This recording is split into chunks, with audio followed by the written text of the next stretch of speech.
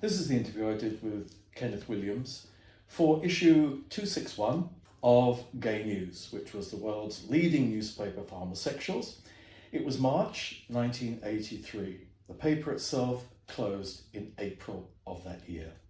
I'm sorry, but I cannot imitate the inimitable voice of Kenneth Williams. The best I can do is a kind of very amateur amalgam of Edith Evans as Lady Bracknell and Noel Coward. I do apologise to the many fans of Kenneth Williams, but as I say, I cannot in any way bring back those wonderful sounds from that wonderful voice of his. So here we are, the interview with Kenneth Williams from 1983. The prospect of meeting Kenneth Williams filled me with no little trepidation. Having just read his published diary extracts, backdrops, I learned enough about him to seriously doubt whether my personal habits and social graces would come up to his stringent standards. Were my fingernails scrupulously clean? Did my breath smell? Were my shirt cuffs smartly visible above the sleeves of my jacket? And now, painfully aware of his syntactical and linguistic demands, I was nervous of saying very much in case I split an infinitive or said syndrome instead of syndrome that he favours. In this froth of self-scrutiny, I was shown into a broom cupboard-sized office at Mr. Williams' publishers to be immediately pinioned not only by the gentleman's graciously glacial smile, but also by an impatient question. "What's happening to the paper?" It was rhetorical. "I hear it's going to become a collective or whatever you call it. I think that's death. It's the single entrepreneur who gets something done, not committees. It's part and parcel of this myth that all men are equal. Men aren't equal. Someone may be a good violinist, but they haven't got that magic or star quality or virtuoso playing that someone like Hootie Menuhin has got. A lot of people want to watch and listen to Menuhin rather than to someone who's just quite good. No really fine novel has ever been written by a committee, but by one or two individuals with possibly a remarkable editor or creative, brilliant publisher." While Mr. Williams held forth, without pausing for breath, I was able to study this taut man in impeccable grey suiting, tugging upon a foul cigarette. His face seems all nostrils, and of course there's not one voice, but several. Rounded vowels and elongated bass notes struggling against dribbles of high pitch and nasal passages. He'll often emphasise the first syllable of a word, then, to further disconcert you, he'll nip round to the back of another. The harangue against collectivism and the need for firm direction over, Bob Workman, GN's photographer, explained that Gay News' future plans were still under discussion, but it seemed unlikely that the paper would ever fall victim to sterile journalism by committee. There was a half a second slightly deflated silence, followed by a peremptory, "Well, what do you want to ask me?" I'd been so mesmerised by the nostrils and the vocal mellifluity that my mind went blank. I was speechless. Then I remembered that a friend had implored me to ask him about Barry Chatt, so I did. Kenneth, or Ken, or Kenny, he says he doesn't much mind which, looked puzzled, then mildly disapproving. "Well, he died, didn't he?" During the silent moments that followed this chilly observation, I thought the interview had died as well. Then the gears meshed and the show began. A concert party show in monsoon-sodden Southeast Asia just after the war. I met Barry Chase in Singapore. We were both in CSE, Combined Services Entertainment, the successor to NSAR. There was an appalling incident involving him at the Raffles Hotel. Barry Chatt had been given the status of captain, as he was the show's director and star. Now, he wasn't the sort of person to be a captain. When he met another officer, he would greet them with, "Hello, Captain dear," or "Colonel dear," or even "Brigadier dear." He also wasn't suited to wearing a captain's uniform because he walked in a way that was so provocative in very, very short shorts that exposed the whole of his calves. When he arrived at HQ, he did pirouettes in front of the Brigadier. It's mentioned in backdrops. I say it was Barry Chadd. Oh, well, it was, I suppose. He turned round 5 times on point. I say 3 in the book, but it was 5. And said to the startled officer, "Tell your mother we're here, dear, and put the kettle on." Another of his phrases, which everybody took up, was, "It's life, love, it's the theatre." He had a tremendous following. His dressing room was always packed with very glamorous people after a show. He had a magic and a curious North Country bonhomie. But what of the appalling incident, Kenneth? Well, non-commissioned ranks weren't allowed into the Raffles Hotel, so he had to take the sailor he'd met in through the back, where the laundry was taken, and from there he used the fire escape to reach his balcony. There were 2 beds in his room, both with bell mosquito nets above them. He and the sailor got into one of the beds and had a riotous time. After the sailor left, Barry Chadd lay back and reflected on it all. Suddenly, a man's face appeared from beneath the mosquito net on the other bed. He was an officer who said, plummy voice, "Have you got a light?" He told me this story, and a few days later we were walking along when a jeep passed us and then stopped. The officer in the front seat leant out and said, "Hello there." Barry Chadd said, "Hello, Colonel dear." And the jeep drove off. He turned to me and said, "That was the man in the other bed." I was horrified. Do you know who he is? That is the Deputy Assistant Provost Marshal, the most senior policeman you could possibly get into a room with. He just shrieked, "Oh my dear, well that's life, isn't it? That's life in the theatre." Reluctantly, I had to move from the palmy days of CSE in Singapore and their king and queen, Barry Chadd, now immortalised as Captain Terry Dennis in Privates on Parade, to another flouter of convention and authority, with whom Kenneth was closely associated at one point in his life. I enjoyed Joe Orton's company. I enjoyed his company very much. Halliwell was a bit of a drag because of his insistence on detail. If Joe said something happened on a Tuesday, Halliwell would say it was a Wednesday. He had this pedantic quality which occasionally got on your nerves. It certainly got on Joe's. But he told me he'd never leave him. They'd been through so much together, the privation of poverty and prison, going through real adversity together, and drawing enormous sustenance from the united aspect of the relationship. They really did succour each other. And of course, Halliwell's editorial skill could reduce Joe's lines to a succinctness that they'd previously lacked, and which made them devastatingly funny. Did he envy their closeness? No, I didn't envy them. Joe confided to me 100 times that he couldn't bring X, Y, or Z back because it would arouse jealousy. That's why so much of his promiscuity took place in loos or in someone else's digs.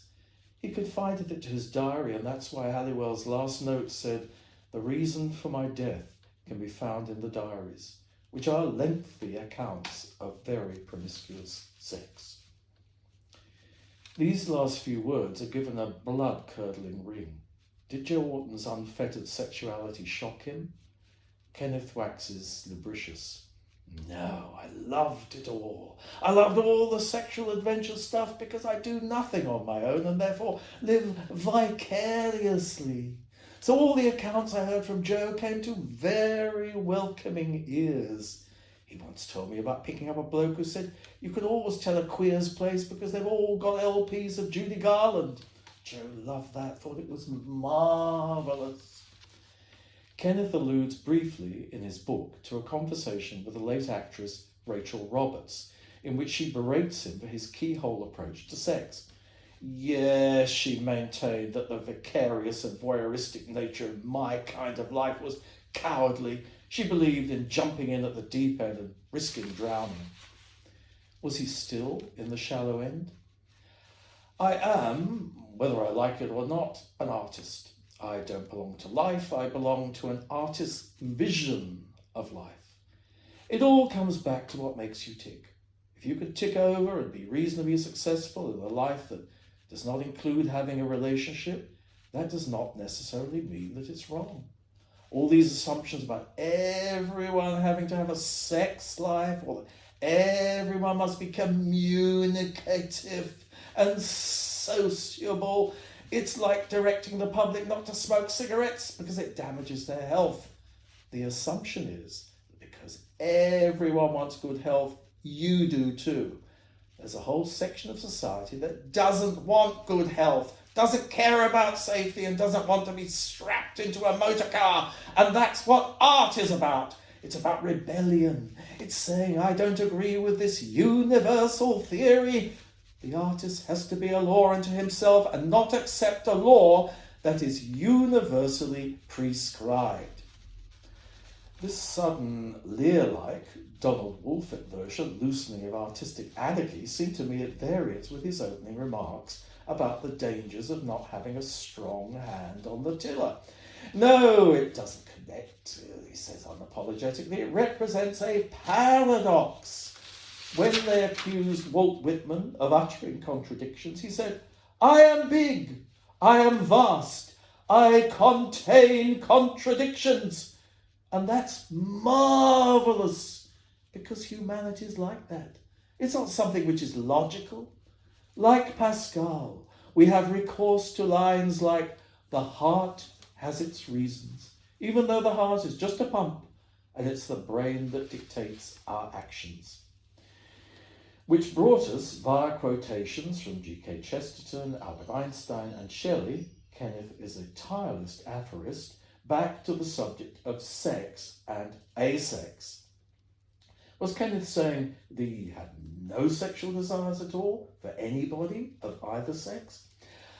I shouldn't think there's anyone in this world that's never known sexual feeling, he replied with rising irritation. So it's rubbish to assume that asexuality could possibly mean that. We channel those sexual feelings into some other realm.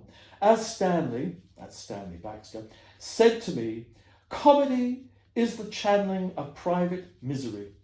But I wouldn't deny for a moment that my masturbatory images are fabulous. I shouldn't think there would be any possibility of creating in life the sort of fantasies I have. They would, I suggest, make a wonderful book, had he considered such a volume as a follow-up to Backdrops and Acid Drops, maybe Trouser Drops. Kenneth was resolute. Not a chance. We stayed on the subject, partly because of its tingling delights and partly because Kenneth was noticeably thawing, the hands relaxing their grip on the chair and the face less of an automatic grimace. The reason one can think up such dreamy people and have such a wonderful time alone is the reason why in life nothing is realised for me, because it's my creation which is so superb. Naturally, if I look at anybody else, they're measured against that. Hardly ever do they live up to it. Something comes in the way. It might be bad breath. It might be BO or skin ablaze with acne. Anyhow, it puts me off and I think, oh dear, no. I put it to him that his asexual stance was possibly maintained out of fear of relinquishing it, this decades-long and much publicised non-participation in the sexual arena. I certainly think there's a great deal of truth in the idea that if you say something often enough, it becomes fact. And I've certainly said it loads and loads of times, and I think I've come to believe it. But perhaps that's what faith is about, and I've got one. I really do believe that God's hand is stretched like some vast safety net underneath the tightrope I walk on. The ad-lib show I do on radio is nothing but a tightrope, and I've done loads of them. I believe that the rope has to be kept very tight, because one end is humility and the other arrogance. So I view my career like that. Sometimes I think I'm going to fall, and I do call on God's help. I do think it's there to save me. Most of Kenneth's small circle of friends, including Stanley Baxter, Maggie Smith and Gordon Jackson, find his Christianity difficult to discuss and sometimes to accept. particularly those rigid, institutionalized aspects of the religion handed down by Paul. There has to be a degree of institutionalization for religion to spread, but I can understand exactly why it's created the anti-climate it has. There's much of Paul's teaching I don't like. I don't, for example, approve of his misogyny, and the modern echo of it, which is the refusal to ordain women priests. I think his attitude is utterly wrong, utterly wrong. One has to go back to the Nazarene form of Christianity for the purity of the message, which is full of compassion and tolerance. Mary Magdalene is the most superb example of delightful compassion and understanding. I wanted to return to Kenneth's tightrope walking, scripted and impromptu, in his extraordinary career, in films, reviews and plays, on radio comedy shows and panel games, television cabaret, quizzes and chat shows. From playing the Dauphin to Siobhan McKenna's St. Joan in the early 50s, through Hancock, Horn, Carry-Ons, Just a Minute, My Fat Friend, Jackanory, and insecticide commercials. They only have one common denominator: outrageous, unremitting camp. Crystallised in the role of Sandy, one half of a pair that burst upon the listening millions in 1965 and has been, through repeats, seldom off the air ever since. Well, it's only a facet of camp, isn't it? And there are many facets. Camp is a great jewel, 22 carats. And all I did was to explore one of those facets, and we on Round the Horn thought it was an amusing one to explore.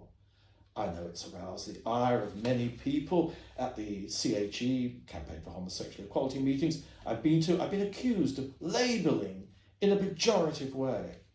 I had one questioner shout out, here he adopts Stanley Baxter's whining, downtrodden housewife voice, "You've given a picture to the public of liberalistic queens, and we're not like that at all. Because of you and the label that you've given to us, I've been spat on." I said, Oscar Wilde was spat on, and Round the Horn wasn't running then. He feels that we must accept our badge of the clown and wear it resignedly, if not proudly, just as Jews wear theirs. I didn't feel the situation was quite the same, since most Jewish jokes are told by openly Jewish comedians, whereas most, quote, gay jokes, unquote, were told by people who blanched at the mere suggestion that they might be that way. Kenneth didn't respond, but agreed that Julian and Sandy could never be resurrected. I don't think the climate in comedy is going in that direction at all. Now it's trying to represent the deviant as a useful and an interesting member of society as anybody else. That's the gimmick now. If you think of a play like My Fat Friend, in which he starred in the early 70s and which John Inman later took on tour, you'll see a picture of a homosexual. The writer is making no bones about it. The central character is a homosexual. But he's a homosexual, he's also a very successful tax inspector. He's good at his job and he makes things work. In fact, the household collapses with his departure. He talks logic. He's not a frivolous, meaningless character. But he does lack any emotional or sexual dimension. He's lonely and frustrated, certainly, but he does channel his energy into some constructive paths. That's the point. Point more or less taken. I asked Kenneth if he regrets the passing of the pre-1967 gay world and of the full-blown music hall stereotype he embodied so memorably as the photographer in one of the Hancock's half hours. I paint with light, and who provoked Tony Hancock's disapproval as being all blow waves and open sandals. Undoubtedly, something has gone, he says. The wonderful camp sayings like, "She's all kid gloves and no drawers," which summed up something about pretension. It was part of a Cockney thing that's almost completely lost. But what of the effeminacy he has for so long celebrated? He remembers the time his father, a ladies' and gents' hairdresser with a shop off Russell Square, threw a man off his premises because he asked for a blow wave. "I'll give you a bloody blow wave, you poof." He thought it was disgraceful, but he quite enjoyed titivating ladies. He enjoyed that. He didn't want me to go into the theatre. "The women are a load of tarts and the men are all pansies." He wanted me to stick to being a draftsman. It was my mother who was saying things like, have a go, it might work out, do it. Kenneth's mother, Louie, lives near him and features a number of times in backdrops, principally when she mistakes a Lebanese restaurant for something quite other. They're all over the place now, it's all very outspoken, quite different from when I was a girl. To her, says Kenneth, lesbianism is an alien world. Not so its male counterpart. After all, it was Louis who was told by Joe Orton of his having passing trade in the porch of a derelict house in the middle of winter, his bare backside sticking out. "Oh, Joe," exclaimed a mortified Mrs. Williams, "you could have caught double pneumonia." Louis likes most of Kenneth's gay friends, who are, quote, usually effeminate, unquote, for the same reason as he does, because they're fun to be with. Strangely, they don't seem to figure very prominently in his published diary. Did they object to inclusion, or was he ashamed of them? And who was this Michael with whom he regularly dines? I don't know why they didn't put his surname. It's Michael Whitaker. We met in Morocco in the mid-60s. He came out of the water and stood at the bar, and I thought, oh, what a dish. Then Joe and Halliwell came up to us. Halliwell told us this horror story. He hadn't had sex since he'd been there, so Joe had taken Michael back to their flat to give him a wank. In the middle of it, an expatriate, an elderly gentleman, rang to confirm that they were coming to dinner that evening. "And you really must wear a dinner jacket," he told Joe. "You can't turn up in that dreadful old sweatshirt and shorts." And this conversation with this old fart put paid to the one bit of sex that Halliwell was going to get. It killed the mood stone dead. Michael Whitaker fell about laughing, and so did I. We were both friends. We'd been friends. Kenneth's diary entries, like his conversation, are peppered with aphorisms, homilies, and chunks of other men's philosophy. One of his favourites comes from Confucius. Nothing is more obvious than that which a man attempts to conceal. Although he adheres to this in both his private and public personae, he seems to frown on the kind of general lack of concealment which is at the base of modern gay politics. Another paradox. Yes, it doesn't tie up in any way. I think that concept of total equality is balmy, because we all know very well that life is about progeny. Without progeny, there is no life at all. None. Nothing exists. It is all sterile. This idea that there can be a minority that achieves total equality with the rest of society is rubbish. He instances an American friend who, as a bishop, was, quote, forced, unquote, to dismiss two, quote, talented and useful, unquote, priests because they were seen, quote, parading, unquote, gay liberation on a public march by parents of some of the children they taught. Kenneth agrees with his friend that the priest's behaviour was, quote, alienating, unquote, to a mass public that mostly doesn't understand and, quote, never will, unquote. But Confucius said nothing is more obvious than that which a man attempts to conceal. That is essentially for the cognoscenti. Only the cognoscenti understands or appreciates it. It's the same with art, really. The percentage of people who really care about culture, care about an artist's vision of life is very, very small, tiny, tiny. Any rebuttal on my part was prevented by the arrival of a taxi to convey Mr. Williams to another interview with the media. As he made for the door, I asked him if people still remember Julian and his friend Sandy when they see him in the street. "Oh, yes," he says wearily. "They also call out, 'Stop messing about,' and 'Carry on, Ken.' And there were two drunks at an airport who asked if I was that puff on the telly. I just had my teeth capped for £100 ago, and I wasn't about to get them bashed in by arguing." And with that, the gay icon of sorts and our standard bearer of sorts flared his impressive nostrils and darted away. I then noticed that, despite all my care and attention, my flies had been undone throughout the entire encounter.